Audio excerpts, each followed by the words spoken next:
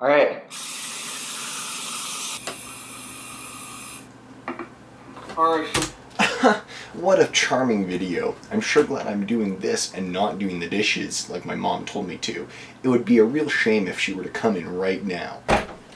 Huzzah, it is me, David's mother. How can this always happen? I don't know, you're the one who wrote the video. Now go do the dishes. Aw, jeez, Mom. Do I gotta?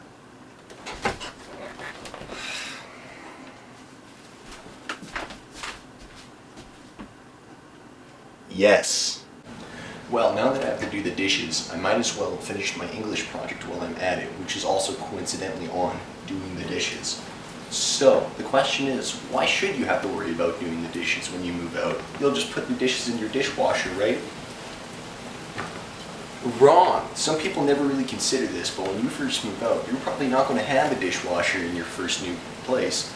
And that's where I come in. Because without me, you might not even know how to do the dishes. And who knows what might happen. What are you going to do? Put the dishes in the microwave? Don't do that. Don't do that, you big old dumb. Before you start off doing the dishes, you want to make sure you have everything prepped and ready to go. A good rule of thumb is to start with a rag, some sink plugs, something to catch the water underneath the dish rack, of course the dish rack, some soap, 2 sinks preferably, and of course the water. That's fairly important when you're doing the dishes, contrary to popular belief. And if you only have 1 sink, then well, consider your dish washed, because I don't know how to help you with that. Now comes the fun part, actually starting the dishes. So now what you're going to want to do is in your first sink, take your water, make sure it's extremely warm, and start filling it up. You're going to want to make sure that the water is hot enough in the sink so that it hurts like hell when your older brother pins your hand in it because he said there was $1 and you could have it if you find it. Next is the soap. Now, where's my soap? Now, contrary to popular belief, one doesn't actually need that much soap to do the dishes. About as much as you would need to make a child have to get their stomach pumped if they were to ingest it by accident.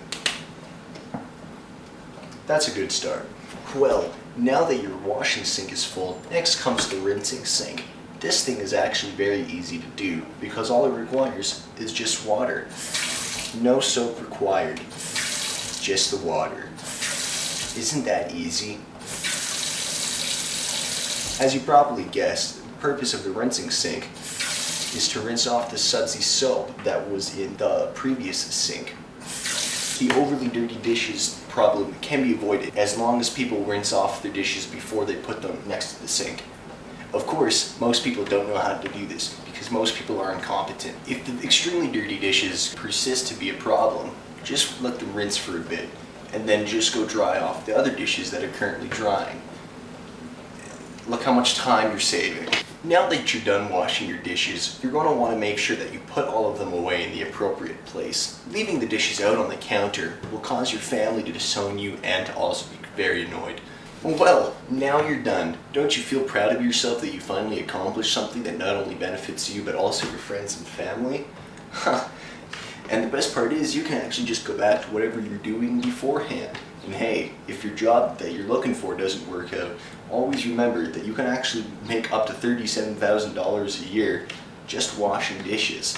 So get good at it. Coincidentally, that's enough money to buy you 1,850 copies of Cooking with Coolio. That's a lot of cooking.